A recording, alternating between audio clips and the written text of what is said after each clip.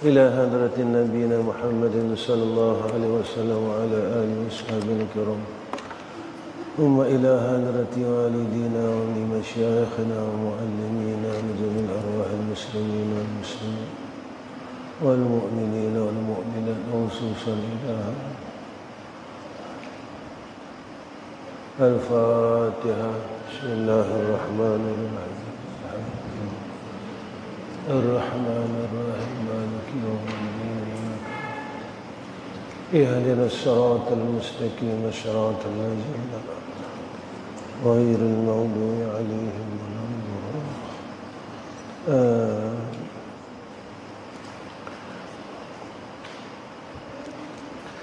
السلام عليكم ورحمة الله وبركاته. الحمد لله رب العالمين، والصلاة والسلام على سيدنا محمد أشرف الأنبياء والمرسلين وعلى آله وصحبه أجمعين. رب اشرح لي صدري ويسر لي أمري واحلل عقدة من لساني يفقه القول. اللهم ارزقنا الفهم والعقل والحكمة. اللهم ارزقنا الفهم والعلم والفهم والحكمة. اللهم ارزقنا العلم والفهم والعقل والحكمة.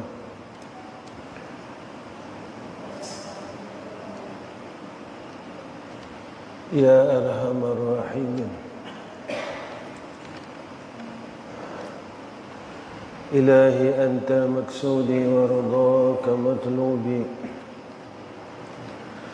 لا إله إلا الله، لا إله إلا الله، لا إله إلا الله، لا إله إلا الله، لا إله إلا الله، لا إله إلا الله، لا إله إلا الله، لا إله إلا الله، لا إله إلا الله، لا إله إلا الله، لا إله إلا الله، لا إله إلا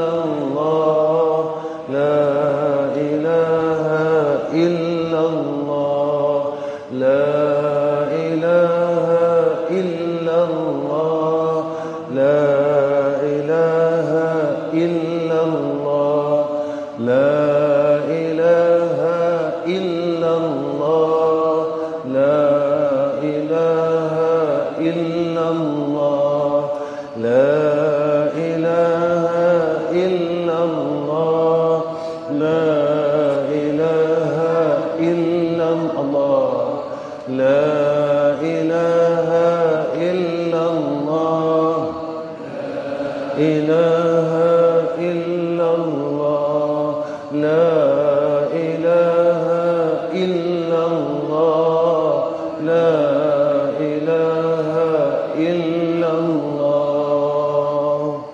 الحمد لله.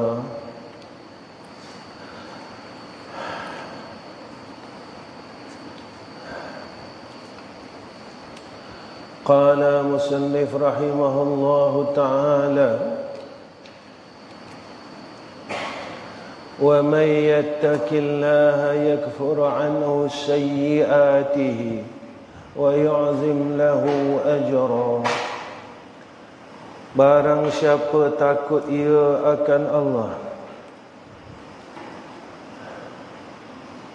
nescaya menggugurkan Allah daripadanya akan segala kesalahannya, dan dibesar baginya akan balasan daripada pahalanya. Siapa yang takutkan Allah dalam keampunan, Jadi semakin dia takutkan Allah, selama mana ia takutkan Allah, selama itulah diberi keampunan oleh Allah Subhanahu wa taala. Kenapa orang yang bertakwa ni Allah berikan keampunan? Ya. Ni sifat orang yang bertakwa yang disebut oleh ulama. Takwa, taqaf wawiyah. Ejaan kalimat takwa. Taqaf wawiyah. Ta taubat, qaf qana'ah, waw wara, ya yaqin. Ini sifat ahlu tuqa. Taubat, qana'ah, wara, yakin. Taubat, qana'ah, wara, yakin. Jadi orang yang takutkan Allah mudawamah, berkekalan dia atas taubat. Jadi bila dah berkekalan atas taubat, diampunkan dosa dia. Bersih.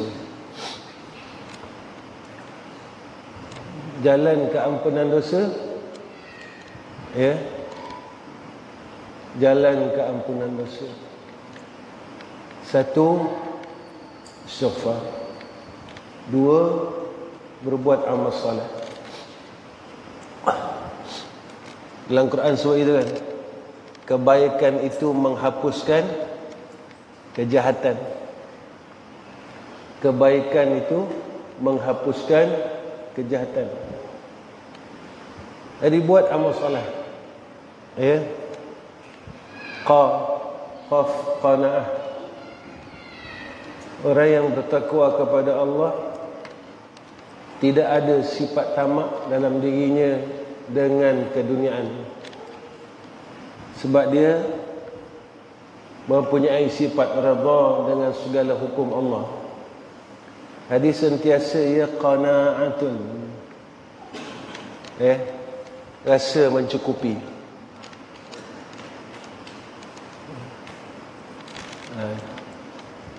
Rasa mencukupi.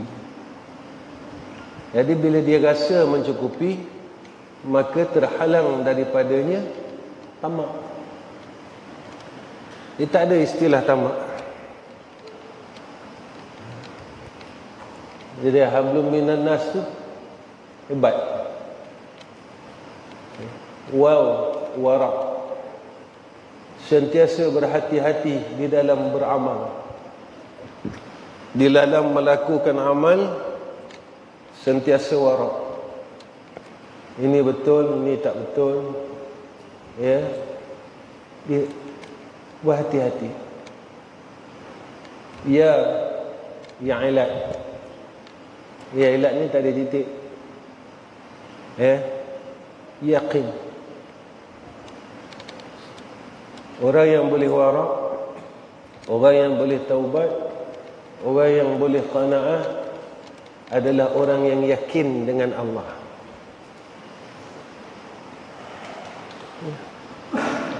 Orang yang boleh qanaah adalah orang yang boleh yakin dengan ketentuan Allah. Orang yang boleh taubat adalah orang yang yakin dengan akhirat. Kalau dia tak yakin, tak boleh. Ya. Jadi nak diampunkan, nak digugurkan akan dosa daripada Allah kesalahannya dan dibesarkan akan balasan daripada pahalanya, takut. Takwa kepada Allah. Dan pada ketika itu cermelanglah cahaya iman dan Islamnya, kerana jadi merdekalah ia daripada segala aghyar dan akdar. Mana aghyar dan akdar? Dunia, makhluk, nafsu, syaitan. Jadi dia tak dijajah dah dengan 4 benda ni. Bila dia tak dijajah dengan 4 benda ni, ketika itu cermelang dia, bebas dia. Orang kalau dijajah dipanggil hamba. Dia dah tak jadi hamba dunia, dia tak jadi hamba makhluk, dia dah tak jadi hamba nafsu, dia tak jadi hamba syaitan. Hamba dunia apa?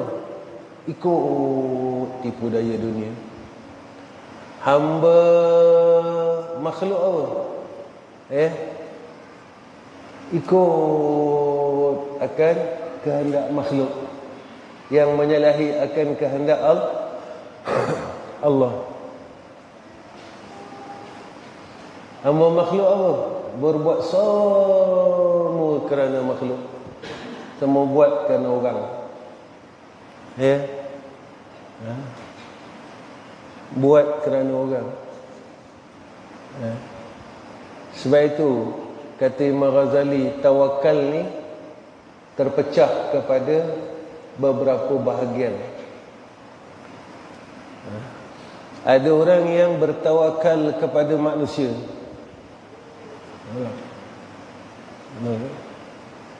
Selagi orang tu ada, InsyaAllah ada juga.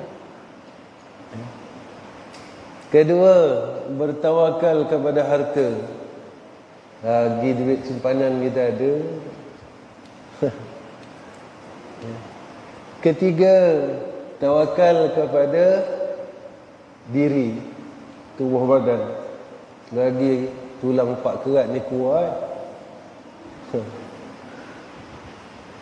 Dan yang sebenar-benarnya kata Imam Ghazali, berserah yang sebenar-benarnya menghilangkan yang 3 itu, bertawakal terus kepada Allah.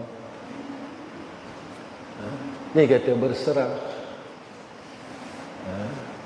Itu bila masa ada harta kita tak cari Allah. Masa diri itu kuat tak cari Allah. Masa kita ada orang kita tak cari Allah. Bila dah tak ada orang baru cari Allah. Bila diri dah tak larat baru cari Allah. Bila harta dah tak ada baru cari Allah. Jadi Allah ni pada kita siapa?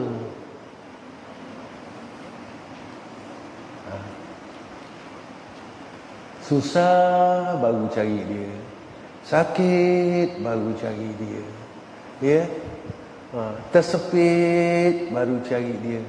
Pada kita ni Allah, zat yang bernama zat yang bernama Allah ini siapa pada kita? Kalau kita letakkan dialah, Allah lah yang menjadi pentadbir aku dalam semua kehidupan aku. Jadi dalam semua hal kita kena bersama Dia yang takbir itu. Secara tak langsung kita ni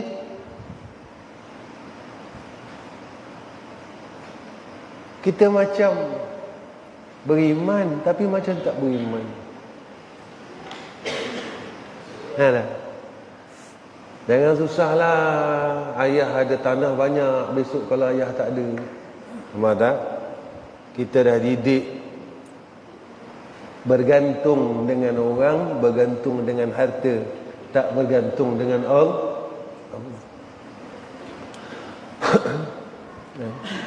Zaman ni macam-macam boleh berlaku.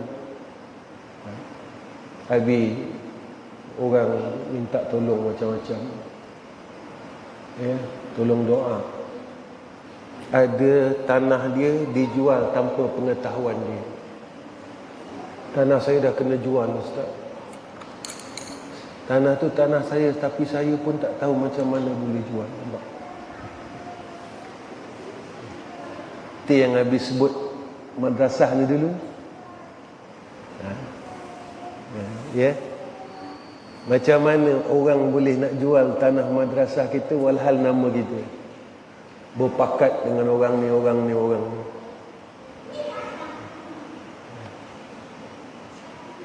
Itu nak kira macam mana? Nak kira macam mana?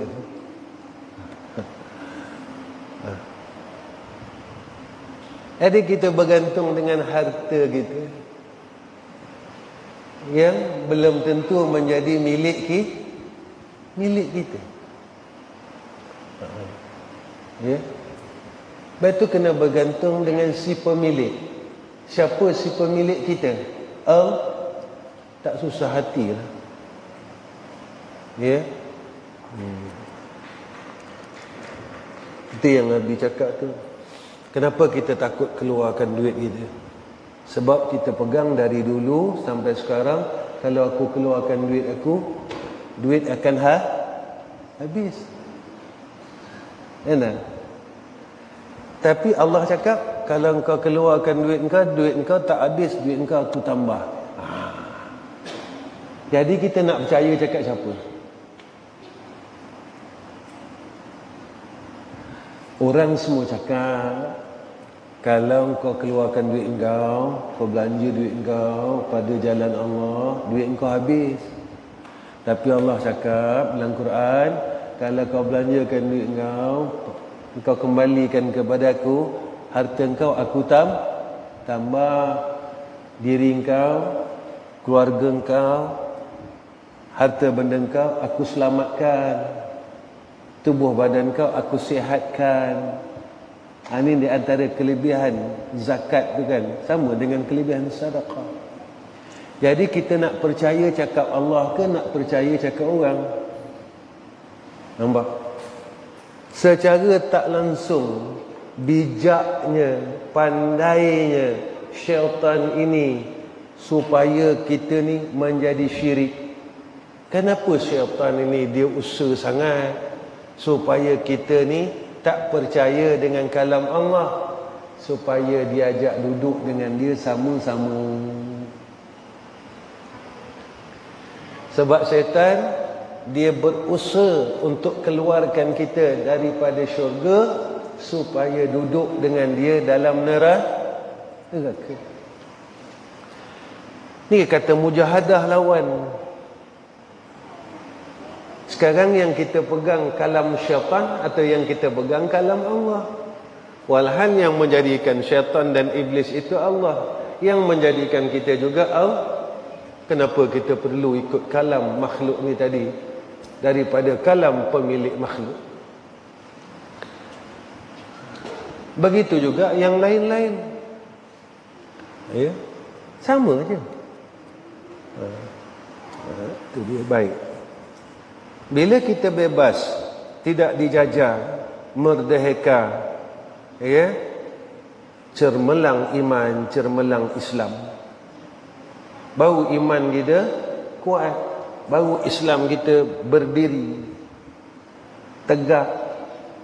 Berdiri ini dapat melaksanakan Islam, dan dapatlah pada waktu itu engkau memutuskan segala aqabah. Artinya segala tangga dan tingkat, segala halangan-halangan nak hampir kepada Allah.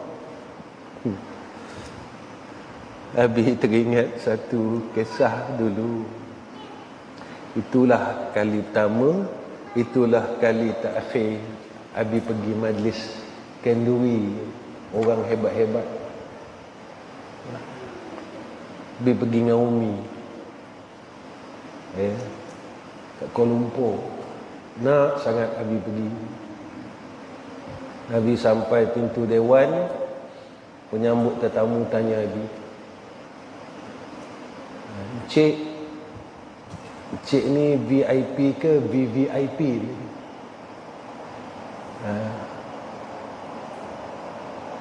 Abi kata, saya pun tak tahu saya ni pangkat apa je.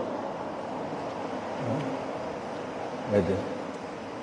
Dia pun bingung Abi. Kata, Encik duduklah kat meja sana. Meja VVIP sana. habis selekeh. Orang lain habis pakai baju selekeh, slipper, masuk dewan. Orang lain dengan kasut, habis pakai slipper, baju Melayu, selekeh kan. Dia masa makan tu dengan datuk ke apa ke tak tahu. Ialah apa, kanduri apa kan. Orang hebat-hebat Abi punya seksa dalam hati. Ni ceritanya cerita 25 tahun yang dulu kan. 25 tahun dulu. Majlis selawat semua ada. Ya. Masa tu makan, sanding tak ada. Masa tu agaknya lepas habis balik baru sanding, tak tahu. Jadi masa makan tu dia bagilah, ni VIP ke VVIP tak tahu lah, meja tu udang besar. Udang ayam. Jadi habis ni ambil udang. Ayam dah selalu makan, ambil udang yang besar. Jadi habis makan pakai tangan.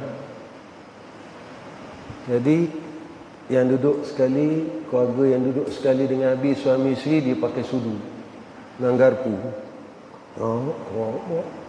Abi dah 2 ekor, dia seekor tak buka. Lama dia cakap apa, pakai tangan senang kan. Dia cakap dengan Abi sendiri.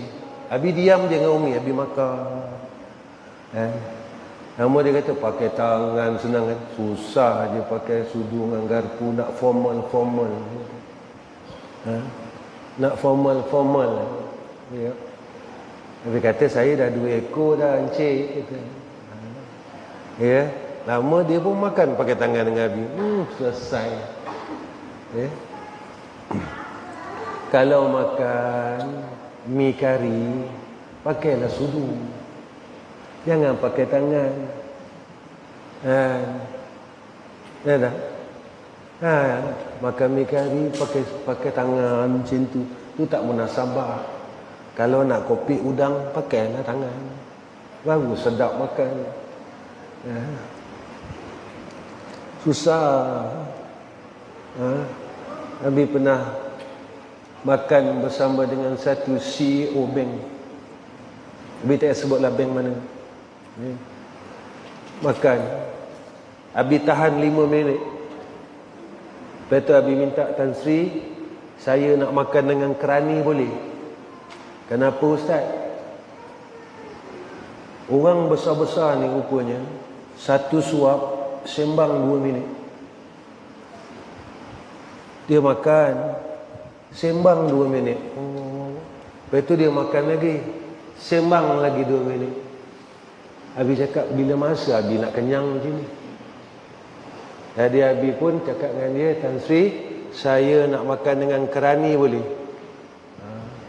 Tak apa ke Ustaz? Boleh aja, benda sama aja. Saya cakap, kalau dia tak sama nanti saya ambil kat sini. Abi jenis tak ada protokol.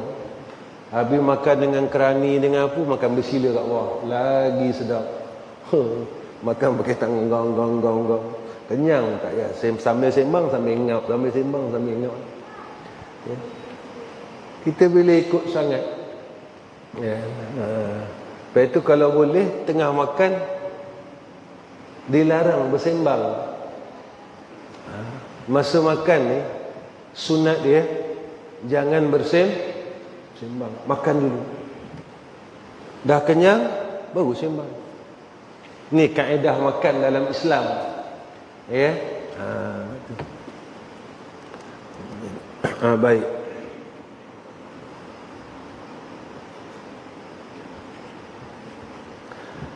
Dan terlepas daripada segala awa'id. Awa'id ni apa? Artinya segala yang megah-megahkan, segala yang menegahkan. Sihat ni Habib, cuba tengok kalimat dalam buku tu. Dia sebut megah ke menegah? Rasanya menegah ni. dia takkan megah-megah ni. Artinya segala yang menegah akan orang yang hendak berjalan kepada Allah Ta'ala. Ya. Awaik ini perkara yang menegah daripada berjalan kepada Allah. Betul, menegah tu. Betul Habib, menegah. Betul. Menegah. Dia takkan megah-megah, dia tak masuk ni. Iaitu apa yang menegah daripada kita berjalan kepada Allah? Hawa nafsu, dunia, dan syaitan, dan makhluk. Artinya iaitu seperti anak dan bini dan harta. Yakni keluarga. Tu kadang selalu orang cakap, bila nak berubah keluarga tak support, apa kata? Bila nak berubah aja keluarga tak nak support. Ya. Memang awaik dia begitu. Ya. Bila kita nak jadi orang baik, ya, ketika itu kita kena lalu makhluk ini. Makhluk yang paling hampir dengan kita adalah keluarga kita.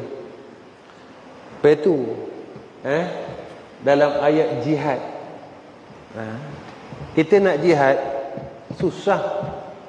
Nak jihad susah. Itu nama mujahad. Kena sungguh-sungguh. Sebab nak jadi orang soleh ni susah. Nak jadi orang baik susah. Ya, makhluk, ya, alah, itu angan-angan ti ayam tu dia. Ya tak? Ya.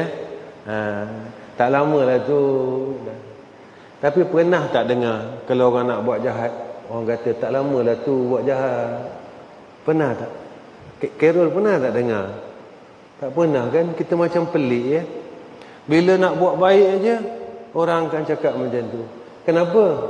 Sebab nak ke syurga susah. Nak ke syurga ni susah. Jadi orang akan pelikirkan kita. Macam cerita dengar cakap orang. Dengar cakap orang. Ya.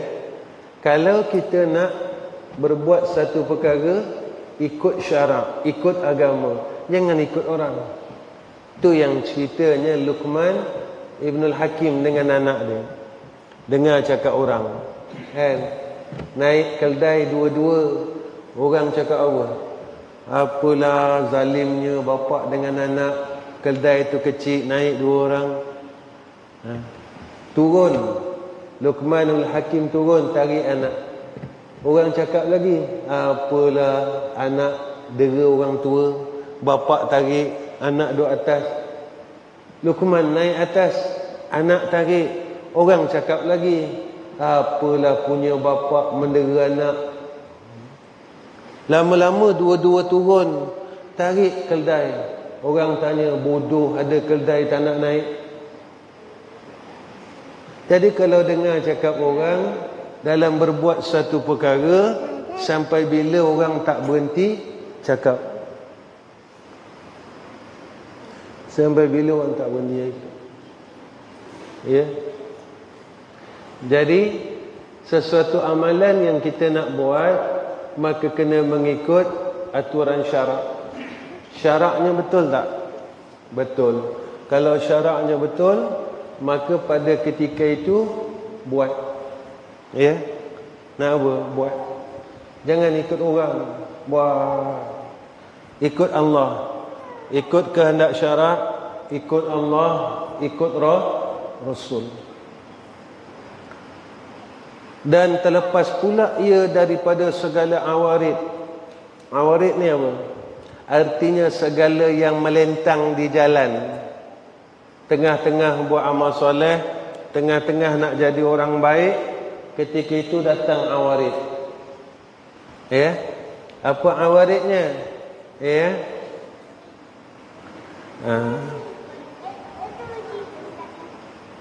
Orang yang berjalan kepada Allah, iaitu berkehendak kepada rezeki yang banyak. Dan yang sedap-sedap lazat. Lalu ya, selalu macam tu kan. Ada tak masukkan? Selalu kan. Dah duduk setahun, mana rezeki. Cuma dia datang tu sebenarnya untuk apa? Untuk membatalkan perjalanan kita. Ketika kita selesai melepasinya, semua benda tu ada.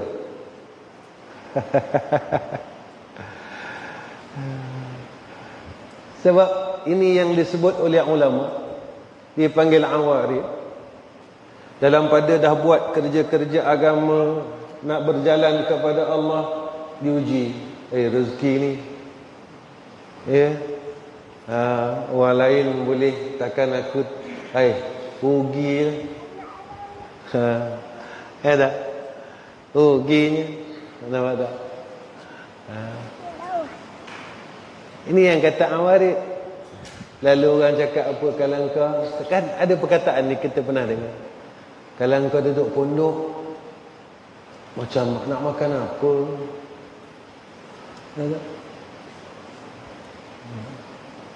Nak makan apa? Kalau buat kerja agama, nak makan apa? Tak? Nampak tak? Tapi bila kita melepasi akan awarid ini, ketika itu kita menerima anugerah abangah. Sampai orang heran, aku nak jadi macam kau lah.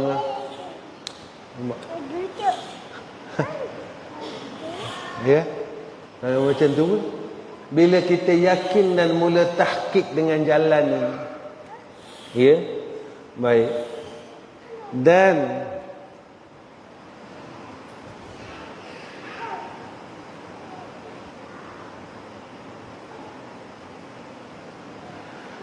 Dan berkehendak kepada dunia dan kemegahan.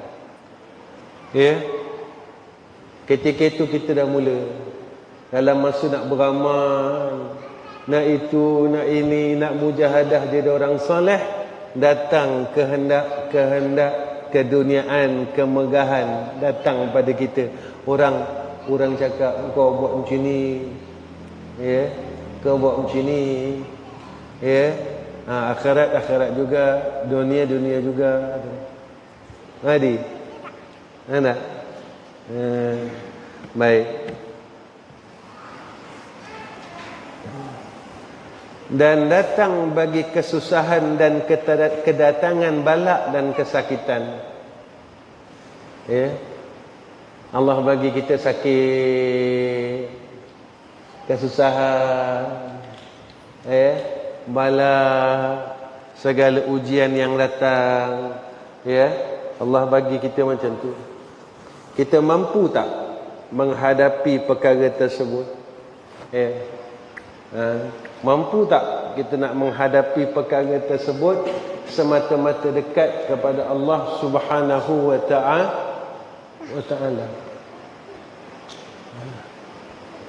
Kalau kita selesailah sakitnya, balaknya, ya, dalam kita nak beramal, dalam kita nak menuju kepada Allah Subhanahu wa ta'ala. Kemudian, Masya Allah, dan pada ketika itu barulah lepas engkau daripada segala yang memberi cedera.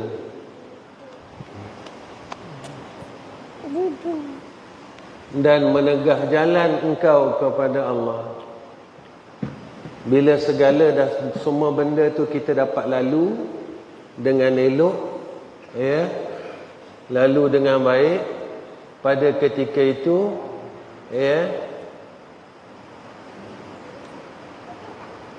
selesai, lepas dari perkara-perkara yang memberi cedera, ya, maknanya yang mencacatkan, yang halang daripada kita nak terus berjalan kepada Allah.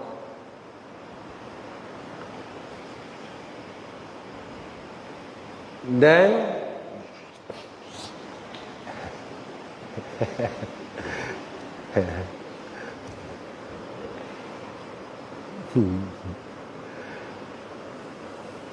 Dan dapatlah pada waktu bertambah ilmu engkau dan makrifah engkau kepada Allah. Allah. Baik, ni natijah dia. Bila kita selesai segala awaid, selesai segala awarid, selesai perkara yang menghalang kita sebelum nak buat ibadat, diselesaikan 4 perkara tu.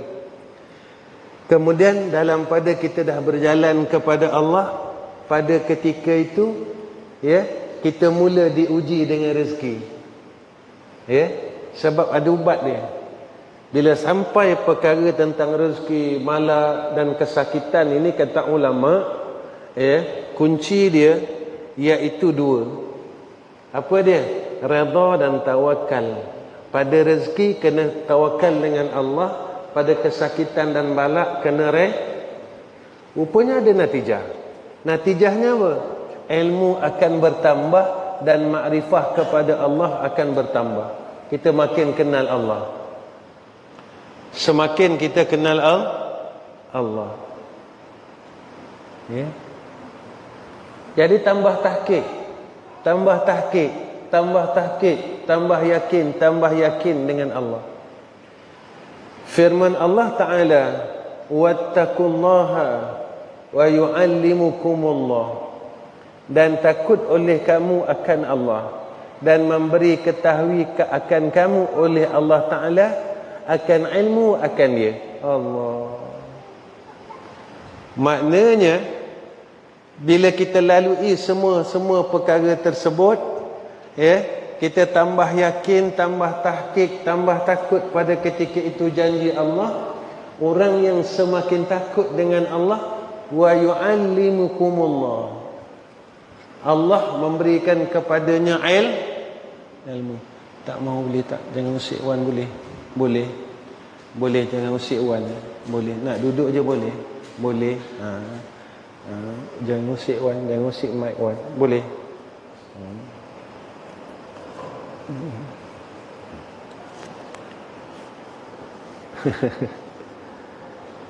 Dia ada cerita budak-budak ni.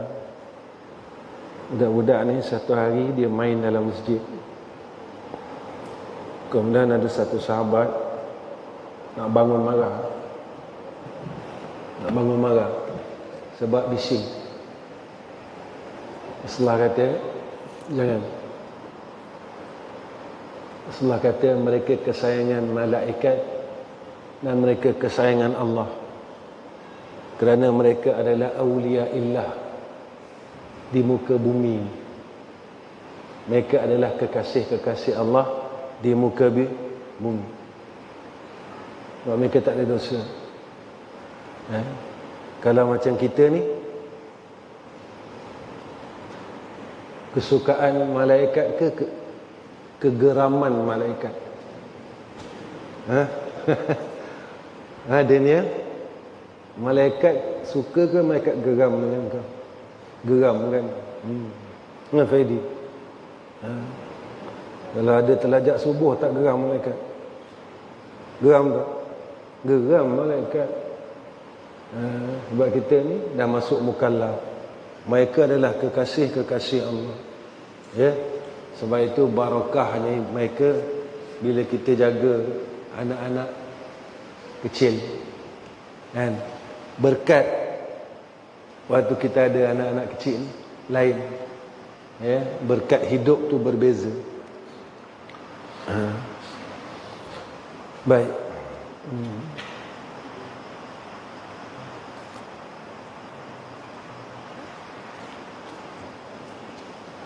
Jadi semakin orang itu takut dengan Allah, semakin dia tahqiq dengan Allah, maka Allah akan mengkurniakan kepada dia ilmu yang makrifah kepada Allah. Allah kurniakan ilmu, Allah kurniakan makrifah. Dan sabda Nabi sallallahu alaihi wasallam, man amila bima alima awrasahu Allahu ilman ma lam ya'lam. Pegang ini. Pegang. Barang siapa beramal ia dengan ilmu yang mengetahui ia akan dia, nescaya mengkurniakan akan dia oleh Allah akan ilmu yang tidak mengetahui akan dia. Dia ada ilmu, lalu dia beramal dengan ilmu dia. Allah tambahkan kepada dia ilmu yang baru. Ini yang dikata ilmu manfaat. Dia ada ilmu, dia amal. Ada ilmu, dia amal. Ada ilmu, dia amal. Jangan ilmu ni simpan. Ada ilmu, simpan. Ada ilmu, simpan. Lama-lama simpan, kalau tepung jadi buruk, kalau bawang jadi busuk. Tapi sebab dia bukan tepung, bukan bawang,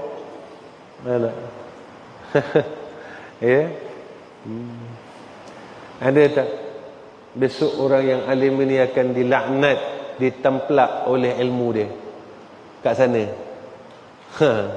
Ada tak pernah dengar? Kan? Dia ada ilmu, tapi dia tak beramal dengan ilmu. Lalu ilmunya besok dia amal akhirah akan menemplak dia. Baik. Bukan senang. Allah.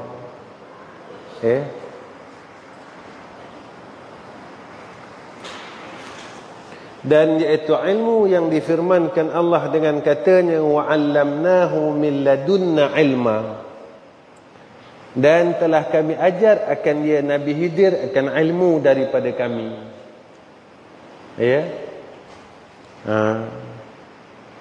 Seperti mana Allah ajar kepada Nabi Khidir akan ilmu. Lalu sekarang ramai orang mendakwa dapat ilmu laduni.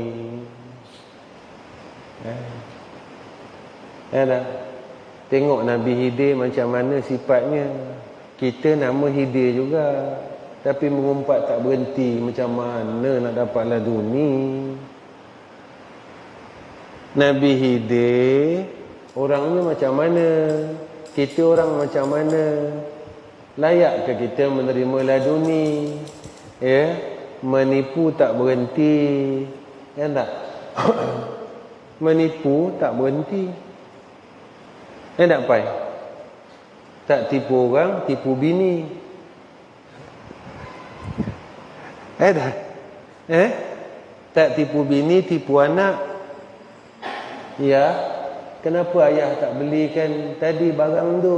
Kedai tutup. Nampak tak? Takkan orang kaki menipu dapat ilmu laduni. Tipu bini. Bang pergi mana tadi? Alah, sana sekejap je. Nampak tak? Takkan orang yang tipu bini boleh dapat ilmu laduni? Tak? Jadi tengok Nabi Khidir, tengok kita. Layak ke kita? Layak ke kita menerima anugerah tu tadi?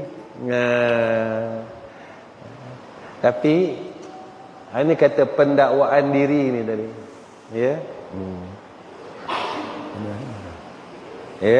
Pendakwaan diri. Allah. Dan iaitu ilmu yang dinamakan dia ilmu laduni. Ilmu yang dibangsakan akan dia kepada zauki.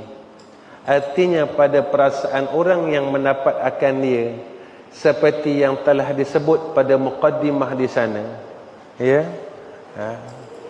Jadi musannif menerangkan tentang ilmu laduni ini, iaitu ilmu zauki, perasaan rasa. Hatinya dihidupkan oleh Allah. Ada yang membahas dan menerangkan tentang ilmu laduni ini, iaitu dibuka kefahaman yang luas, seperti mana Sayyidina Ali karamallahu wajhah. Jadi musannif menerangkan tentang ilmu laduni ini dipanggil kepada zauki, rasa. Lalu rasa ini daripada tafakkur, lalu diberikan faham oleh Allah Subhanahu wa taala. Ya, baik. Bermula sekalian, yang tersebut itu lagi akan datang tafsirnya pada pasal yang keempat insya-Allah.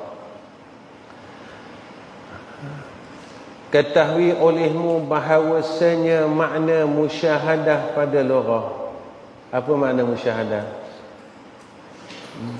Itla'u ala syai'in iyana.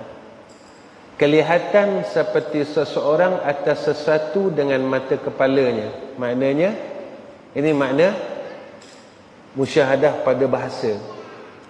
Ya, itla'u ala syai'in iyana. Macam Abi nampak benda ni.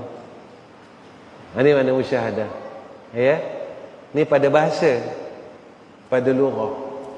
Ya. Baik. Bermula maknanya pada syarak. Ini pada syarak. Ay yadhimu itla'u ala Allah baina qalbahu.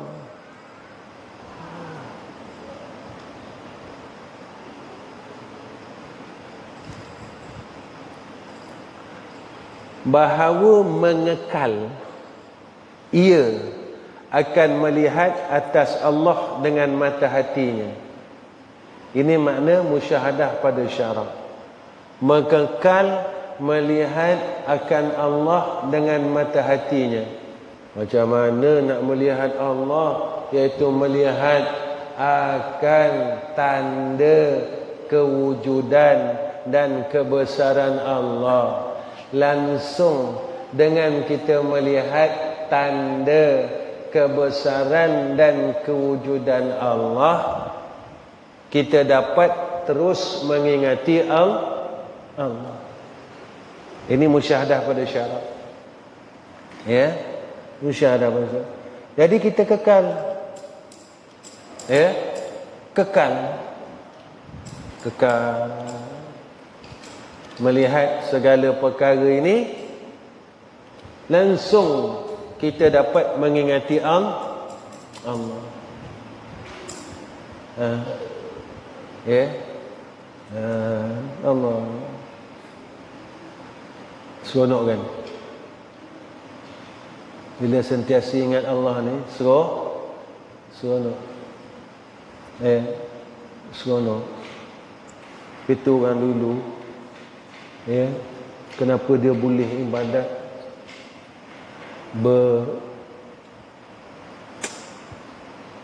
banyak lama.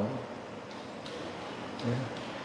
Kita bila tak ada benda ni, 4 perkara ni, dia tak ganggu kita.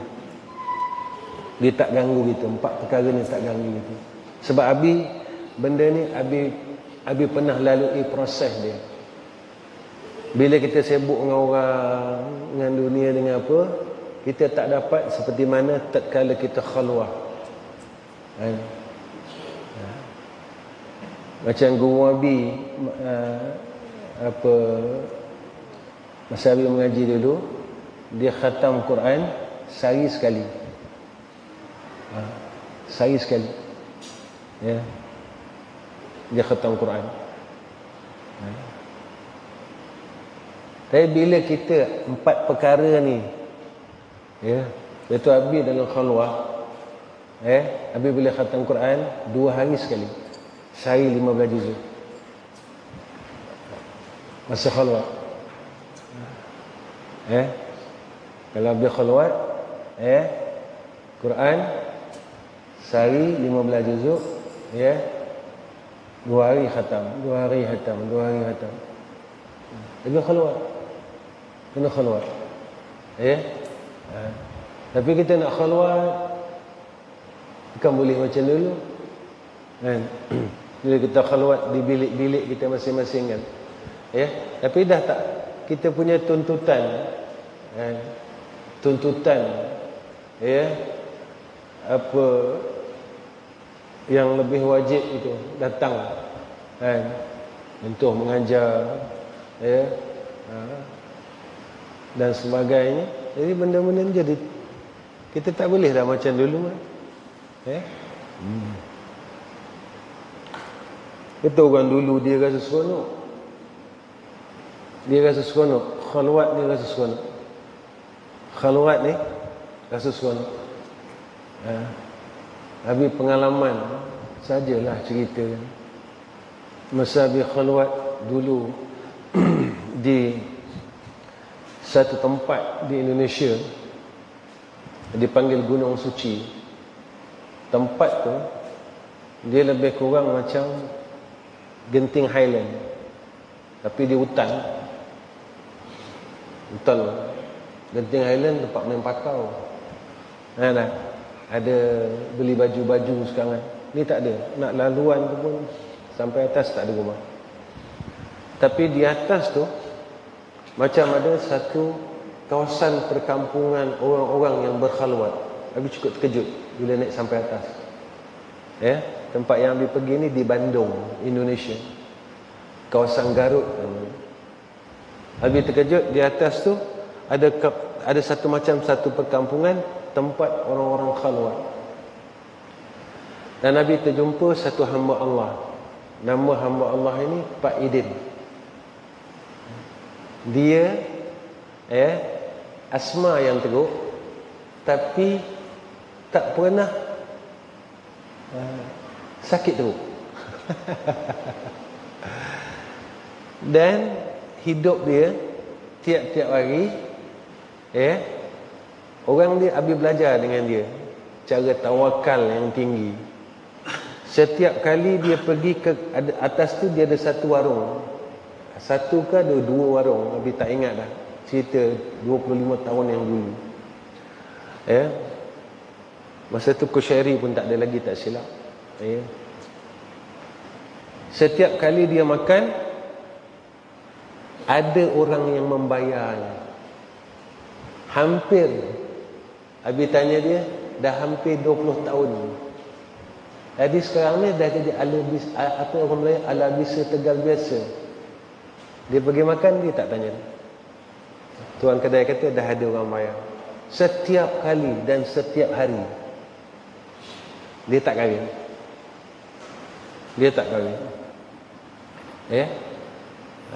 Jadi kawasan tu kawasan orang yang semua berkhalwat.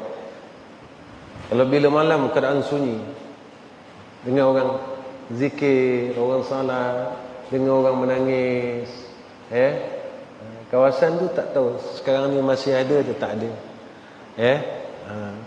Jadi bila suasana khalwah ini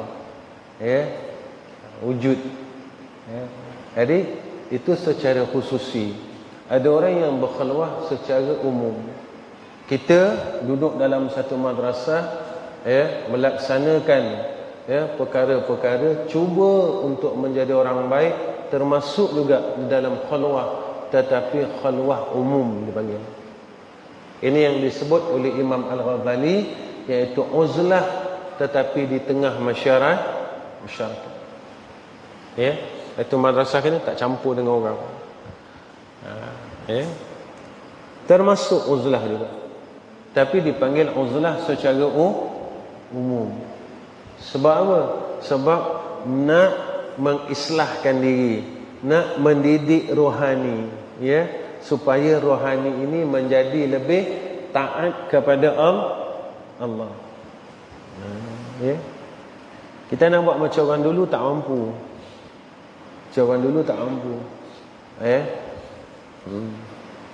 Baik. Tapi seronok. Memang seronok. Habis lalu tu seronok. Yalah. Sampai guru Abi dia pesan, Zam, jangan rasa tak nak balik. Dia pesan dengan Abi. Almarhum Tuan Haji Ali bin Musa Seliau, Negeri Sembilan. Pesan, jangan sampai rasa tak nak balik. Bila kita sepenuh masa kita gunakan terus dengan Allah dan Rasul, tak ada hubungan dengan keduniaan dan sebagainya, ketika itu kita lupa apa yang kita ada. Lupa.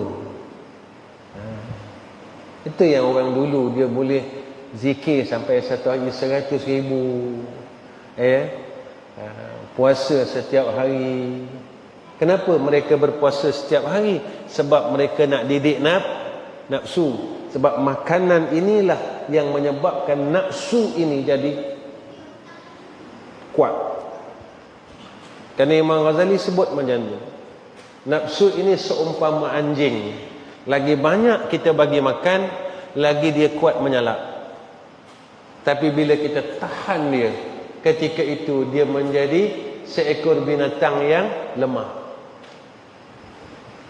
Jadi kenapa sekarang orang ni banyak hal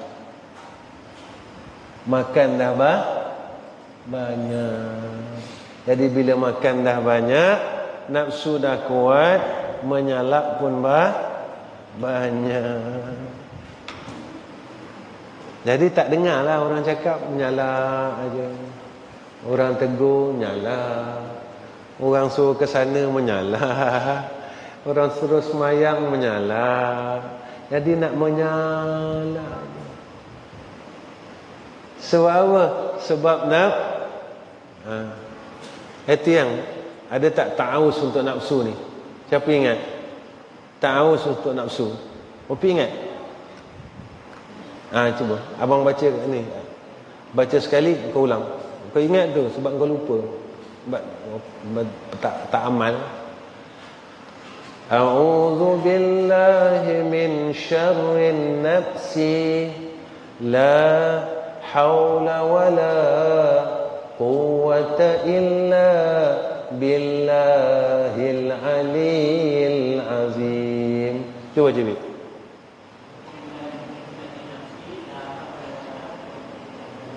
Kan dia ingat, dia tak baca, bila sebut dia refresh balik. Kita berlindung daripada kejahatan nafsu.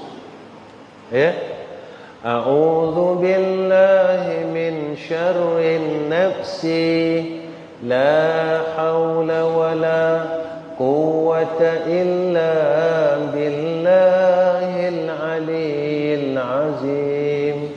A'udzu billahi min syarrin nafsi, la haula wala quwwata illa billahil aliyil azim.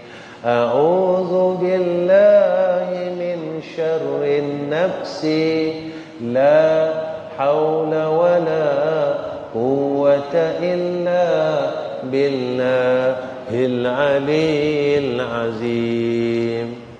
Minta berlindung dengan Allah daripada kejahatan nafsu, kejahatan diri.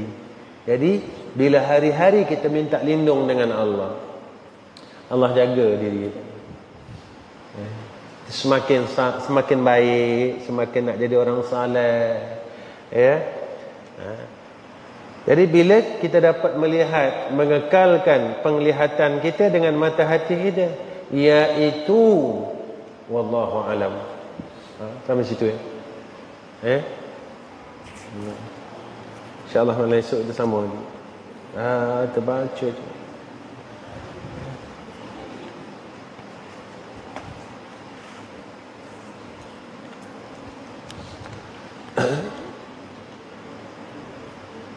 Jadi bila hati kita mula Allah buka, bila hati ni Allah mula buka sikit. Lama-lama kita mula nampak. Satu, bila kita nampak akan kelebihan, ketika itulah kita melihat, mula kita sedar akan keburukannya dan datang penyesalan. Kalaulah dari dulu aku tahu. Datang penyesalan, ruginya. Bila Allah dah mula buka benda-benda ni, semakin kita mula ikhlaskan diri, bersihkan jiwa. bersihkan dia.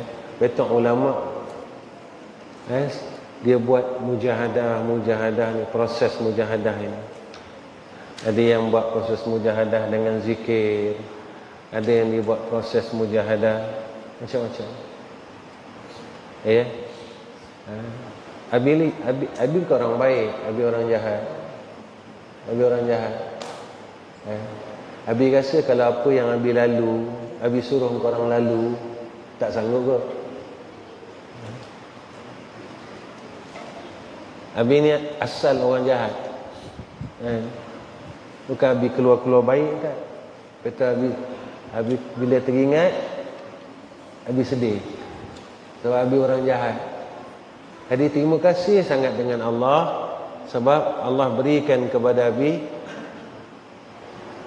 tempat duduk sekarang. Abi kata, kalau Abi kata apa yang Abi lalu, kalau Abi suruh kau orang lalu, kau tak mampu lalu. Agak-agak Abi dulu, guru Abi ni cerita je. Dia suruh Abi pakai kain, pakai baju pagoda, minta sedekah tengah bandar.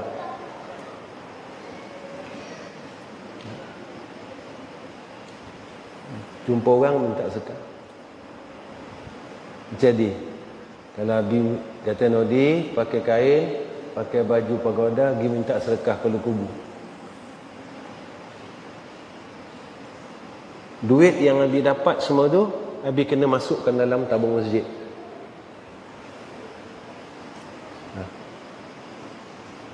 Mak kita ni sombong, bongkar. Ketika itu baru Abi sedar Abi siapa. Macam mana Mak? Abi kata, Mak Alang suruh dekat depan Sogo pakai baju pagoda, pakai kain.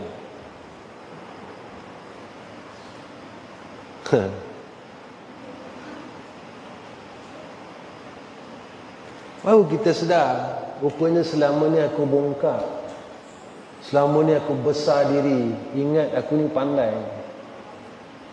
Ini ilmu-ilmu ini sebenarnya supaya dapat menyingkap.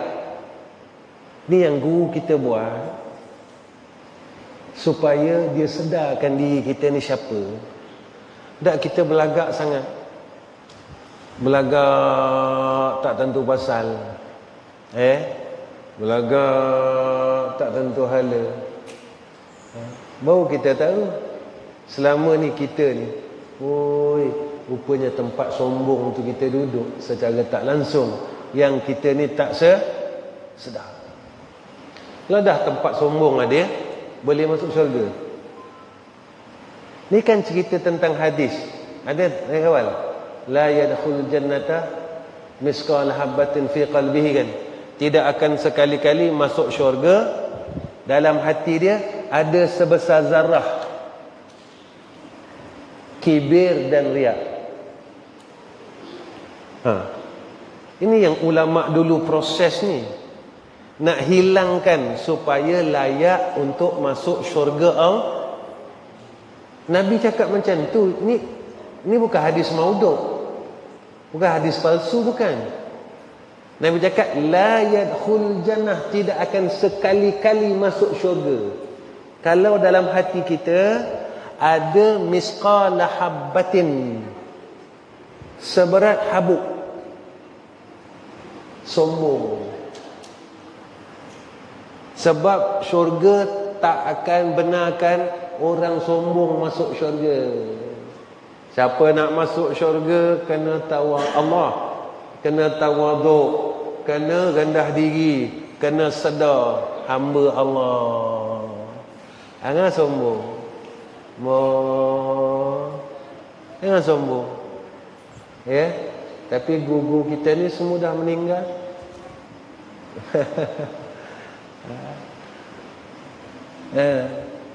Dah tak adalah orang yang boleh pimpin kita supaya kita ni tadi menjadi orang yang layak masuk syurga. Tu almarhum dia buat benda-benda ni sebenarnya bukan apa. Dia boleh letakkan diri di tempat tu. Kenapa almarhum jaga orang gila? Kenapa almarhum pergi pekan bawa kambing dalam kereta? Agak-agak abang Sok boleh bawa kambing dalam kereta tiap-tiap hari, tiap-tiap pagi, bukan sekali-sekali, tiap-tiap pagi. Dia makan roti canai, dia bagi kambing yang makan roti canai. Dan kambing dia tak pernah berak dalam kereta, tak pernah kencing dalam kereta. Kalau kita macam, tu kereta mahal-mahal bawa kambing. Sebab apa? Sebab almarhum mendidik dirinya secara tidak langsung dan kita tak sedar. Dia didik diri dia. Walaupun dia ada duduk kepada tempat seorang guru, dia masih didik diri dia. Kita ingat buat saja-saja. Dia layan orang-orang gila yang ada kat madrasah ni. Beri makan, bagi tu, bagi ini dan sebagainya. Aku boleh duduk orang gila. Boleh duduk dengan orang gila. Mereka, kita tak. Kita nampak kita benci. Ni jauh martabatnya daripada aku. Betul tak? Kalau kita cakap macam tu agak-agak sombong ke tak? Azim, kalau sombong boleh masuk syurga tak? Dah tu. Sebenarnya mereka-mereka ini yang tahu dan ada ilmu, mereka buat ni semua tadi supaya aku dapat layak masuk syurga Allah. Itu sebenarnya bukan ada apa-apa. Dan kita terima kasih dengan Allah sebab Allah masih Allahu Akbar.